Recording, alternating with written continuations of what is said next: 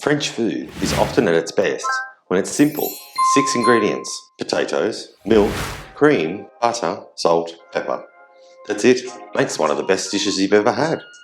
Today, we're making Pomme Purée, which is just a fancy term for mashed potatoes. Bonjour, this is Cooking Fabulously, the channel that puts more fun and fabulousness into French food. I'm Andrew Pryor, and my food, well, it's a little bit like me. Might not look good, but it sure does taste terrific.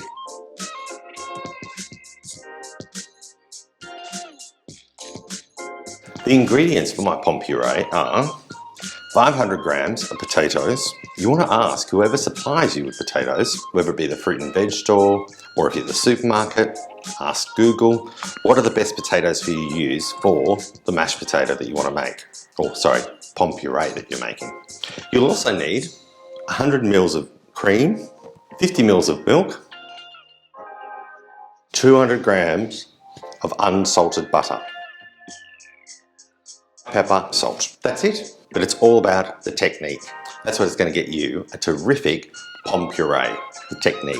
The first technique to make sure you're going to get an excellent Pomme Purée is to make sure that your potatoes are all cut into the same size pieces for when you're boiling them. Some people like to do a Pomme Purée or a mashed potato where they roast the potato in the oven. For me, I like to just boil it. So to make sure you get an even boil, you need to make sure that your potato pieces are all roughly the same size. Rightio, now that I've got my potatoes, actually what I don't have is a tea towel. I'll be right back.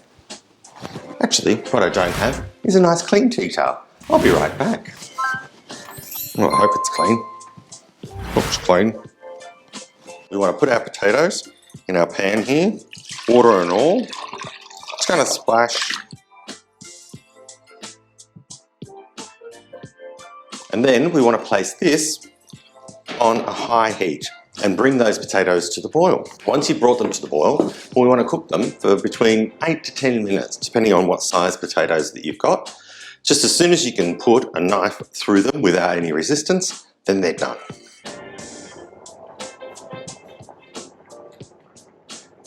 Whilst that's cooking away, in a smaller saucepan,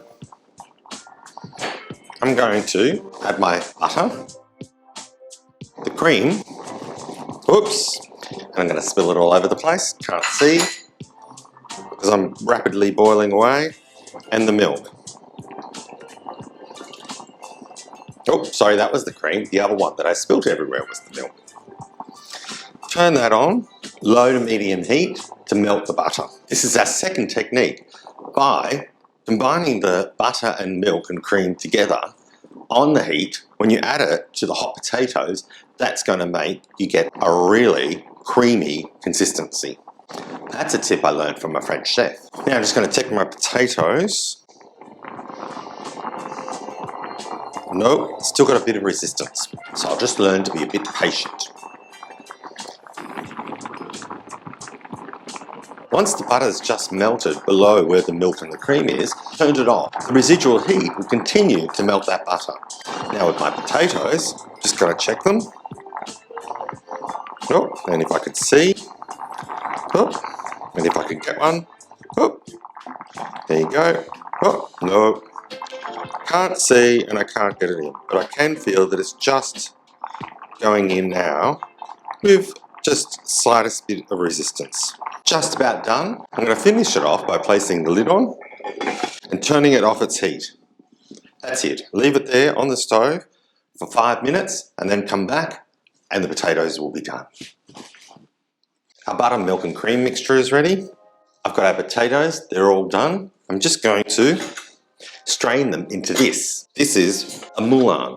I got this one off Amazon. I'll put a link actually in the description below. With our potatoes strained just like this, grab the moulin and your saucepan like that and turn it around. And what's happening is all those potatoes that have been cooked, they're just going through the moulin. Make sure you get all of the potato. It's basically the same as a potato ricer, but it's fabulous. You can use it for soups, purees, there's lots of uses for a moulin. I love it.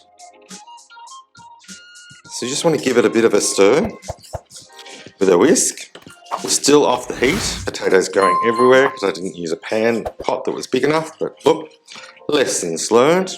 And you can see the steam coming out. I want to try and get as much moisture as I can out of the potato. And to this I'm going to add my salt and pepper. Give it a good stir. And then I'm going to pour in half my butter, cream and milk mixture. Just half at first because I just want to check to see how much liquid I need. And then we'll just stir that around with the whisk. Incorporate it in. I'm making a great mess here. Don't know if you've noticed. Speaking of messes, look what happened yesterday. We had a new addition to the house who's making lots of messes. This is Louis, everybody. Louis is here and Lenny is resting upstairs to get away from him after his first night here. Aw, très mignon. So we just want to give this a good stir. Oops. Get some of this in. And at this stage, I'm just going to put it on a low heat whilst I add the rest of my milk, cream and butter mixture.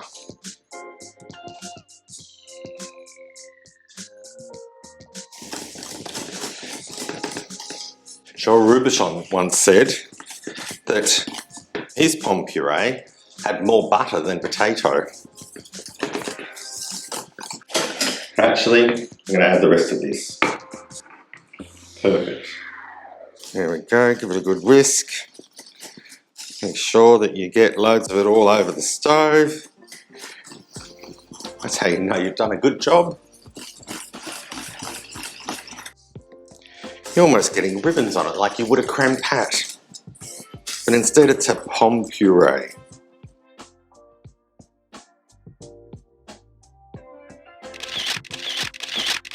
Let me just have a little taste.